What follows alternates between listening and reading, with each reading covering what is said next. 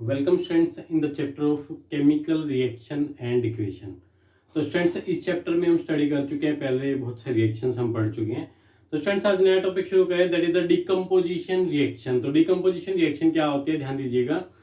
जब किसी भी केमिकल रिएक्शन में, ठीक है, एक रिएक्टेंट से दो या दो से ज्यादा प्रोडक्ट बन जाए, मतलब एक रिएक्टेंट जो है वो डिकम्पोज होकर के दो या दो से ज्यादा प्रोडक्ट बनाए। सपोज एक चौक है, ठीक है, ये एक रिएक्टेंट है, सपोज एक रिएक्टेंट है, ठीक है। जब ये टूटे डिकम्पोज हो तो दो या दो से ज्यादा, इसको अगर मैं तोड़ूंगा, इसको ऐसे करके मैं इसको ऐसे कर दूंगा, तोड़ दूंगा इसको, तो स्टूडेंट्स क्या होगा, हो सकता है कि इसके दो टुकड़े हो सकते हैं, तीन टुकड़े भी हो जाए, चार भी हो जाए। तो स्टूडेंट्स ये अभी कितना है, अभी ये एक है, तो रिएक्टेंट स्टूडेंट्स एक है, ठीक है। अगर डिकम्पोज होता है तो टूटेगा तो किसमें कन्वर्ट होगा, दो या दो से ज्यादा प्रोडक्ट बनेंगे। तो स्टूडेंट्स ऐसी रिएक्शंस को ही हम डिकम्पोजिशन रिएक्शंस कहते हैं, ठीक है।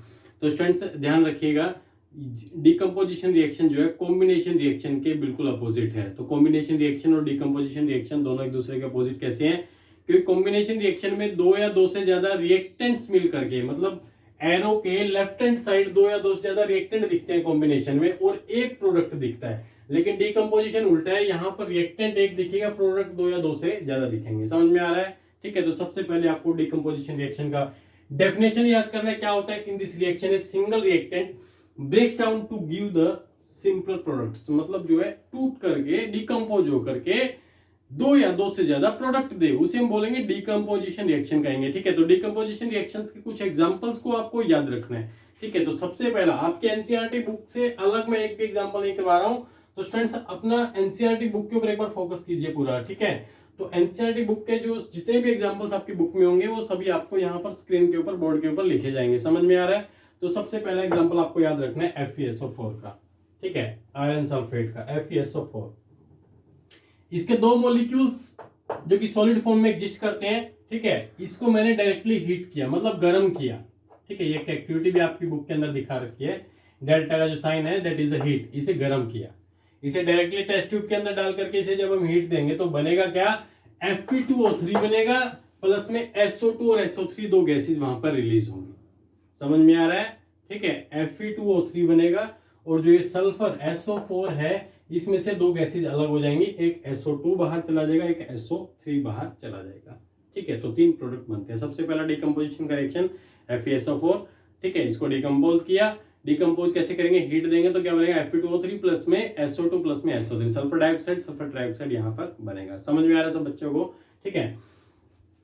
Fe2O3 जो आपकी बुक के अंदर दिया गया है, ठीक है। तो इसके लिए एक एक्टिविटी भी बताई गई है, ये रहा, ठीक है। तो डिकम्पोजिशन रिएक्शन का आपकी स्क्रीन के ऊपर आपको दिखाई भी दे रहा होगा कि ये जो एक्टिविटी है, ठीक है, इस एक्टिविटी में एक्सप्लेन भी किया गया है कि भाई कैसे आपने टेस्ट ट्यूब लेना है, कैसे उसको होल्ड करना है और कैसे आप अपनी लैब में इसे कर सकते हैं। तो स्टूडेंट्स बड़ा इजी रिएक्शन है, आप इजीली आप इसे अपनी जो है लैब के अंदर भी कर सकते हैं।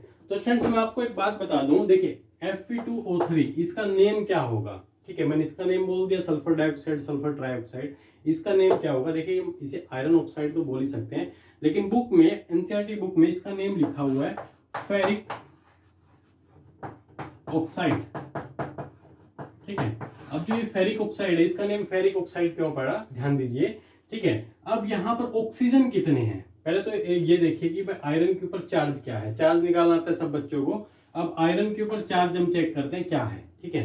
तो आयरन के ऊपर चार्ज तो पॉजिटिव है क्योंकि मेटल है, ठीक है। अब ऑक्सीजन कितनी है, 3 ऑक्सीजन है।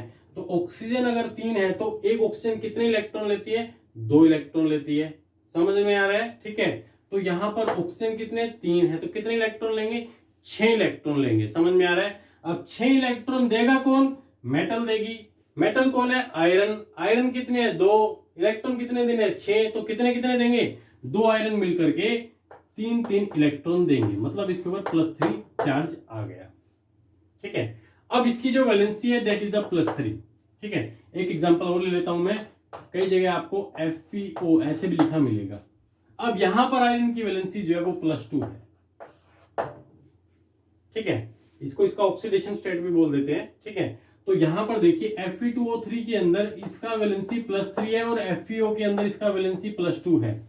अब इसका नाम जो है फेरिक ऑक्साइड रखा गया और इसका नाम फेरस ऑक्साइड है, याद रखिएगा। जब भी आयरन की ऑक्सीडेशन स्टेट मतलब चार्ज जो है +3 वाला दिखे तो उसके नाम के पीछे आईसी लगता है। हाइयर ऑक्सीडेशन स्टेट के पीछे आईसी लगता है, जैसे कि कॉपर का क्यूप्रिक क्यूप्रस हो सकता है, ऐसे आयरन का फेरिक फेरस भी हो सकता है। तो आईसी आएगा जब +3 वाला ऑक्सीडेशन स्टेट होगा, ठीक है। जब आयरन के ऊपर चार्ज +2 वाला होगा तो क्या होगा, उसे हम फेरस ऑक्साइड कहेंगे। समझ में आ रहा है, ठीक है। ये फेरस जो है, ये कंफ्यूज नहीं होना बच्चे, ठीक है। तो आपकी बुक में जो फेरिक ऑक्साइड था उसके बारे में मैंने आपको एक्सप्लेन कर दिया, ठीक है।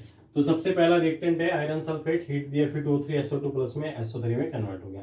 सेकंड रिएक्शन देखिए कैल्शियम कार्बोनेट। कैल्शियम कार्बोनेट का दूसरा नाम है लाइमस्टोन। क्या बोलते हैं स्टूडेंट्स, लाइमस्टोन। लाइमस्टोन को जैसे हम हीट देंगे तो वो कन्वर्ट हो जाएगा फिर से क्विकलाइम में, ठीक है। कैल्शियम ऑक्साइड प्लस में कार्बन डाइऑक्साइड यहाँ से निकल जाएगा। समझ में आ रहा है। देखिए यहाँ पर Ca एज इट इज है। एक ऑक्सीजन अगर कम हो जाए, CO3 में से एक ऑक्सीजन कम हो जाए, फिर से सुनिए, CO3 में से एक ऑक्सीजन कम हो जाए तो बाहर क्या जाएगा, CO2। तो यहाँ से CO2 जो है बाहर निकल जाता है। कैल्शियम कार्बोनेट जो है उसे हम लाइमस्टोन कहते हैं। उसे जब डायरेक्टली हीट देंगे तो क्विकलाइम और कार्बन डाइऑक्साइड में कन्वर्ट हो जाएगा। उसके बाद नेक्स्ट रिएक्शन पे आ जाइए, लेड नाइट्रेट, ठीक है। लेड नाइट्रेट का फॉर्मूला सब बच्चों को याद रखना है। इसका वैलेंसी यहाँ पर +2 होता है, नाइट्रेट का -1 होता है। तो लेड नाइट्रेट का फॉर्मूला जो है एग्जाम में कई बार पूछा जाता है, तो स्टूडेंट्स आपको याद रखना है लेड नाइट्रेट। लेड नाइट्रेट को जब हम हीट देंगे तो वो भी लेड ऑक्साइड में NO2 प्लस में ऑक्सीजन में कन्वर्ट हो जाएगा। तो 3 प्रोडक्ट हम यहाँ पर भी देख रहे हैं। तो यहाँ पर लेड नाइट्रेट डिकम्पोज हो रहा है, यहाँ पर कैल्शियम कार्बोनेट डिकम्पोज हुआ है, यहाँ पर आयरन सल्फेट जो है वो डिकम्पोज हुआ है। समझ में आ रहा है स्टूडेंट्स, ठीक है। उसके बाद अगला एग्जांपल देखिए, सिल्वर क्लोराइड। सिल्वर क्लोराइड जो है सॉलिड फॉर्म में एग्जिस्ट करते हैं, उसको हमने सनलाइट की प्रेजेंस में रखना है। जैसे ग्लास के अंदर हम रख सकते हैं, ठीक है। तो उसे सनलाइट के प्रेजेंस में जैसे रखेंगे अपने आप डिकम्पोज हो जाएगा, ठीक है। देखो यहाँ पर हीट देने पर डिकम्पोज हो रहा है, यहाँ पर सिर्फ सनलाइट धूप में जाकर के रख दीजिए, वो जो है डिकम्पोज हो जाएगा, बन जाएगा क्या, सिल्वर अलग हो जाएगा और क्लोरीन जो है गैस बन के वहां से अलग हो जाएगी। समझ में आ रहा है। इस तरह से सिल्वर ब्रोमाइड भी सनलाइट की प्रेजेंस में डिकम्पोज हो जाएगा, सिल्वर अलग हो जाएगा और ब्रोमीन अलग हो जाएगा, ठीक है। तो इन रिएक्शंस का यूज जो है ब्लैक एंड व्हाइट फोटोग्राफी में भी यूज किया जाता है। फोटोग्राफी में यूज किया जाता है स्टूडेंट्स। ये आपकी एनसीईआरटी बुक की लाइन है, ध्यान दीजिए। समझ में आ रहा है। तो ये हो गया हमारा डिकम्पोजिशन रिएक्शन। डिकम्पोजिशन रिएक्शन के लिए आपको 5 रिएक्शंस याद करनी है। सबसे पहले आयरन सल्फेट को डिकम्पोज कीजिए, ठीक है। उसके बाद कैल्शियम कार्बोनेट को डिकम्पोज करना है, उसके बाद लेड नाइट्रेट को, उसके बाद सिल्वर क्लोराइड, सिल्वर ब्रोमाइड। तो 5 रिएक्शन डिकम्पोजिशन रिएक्शन की आप डिकम्पोजिशन रिएक्शन में आपको लर्न करनी है। ये आपके एनसीईआरटी बुक के गिवन रिएक्शंस हैं। समझ में आ रहा है। स्क्रीनशॉट लीजिए, अपने नोटबुक में इसे नोट कर लीजिए।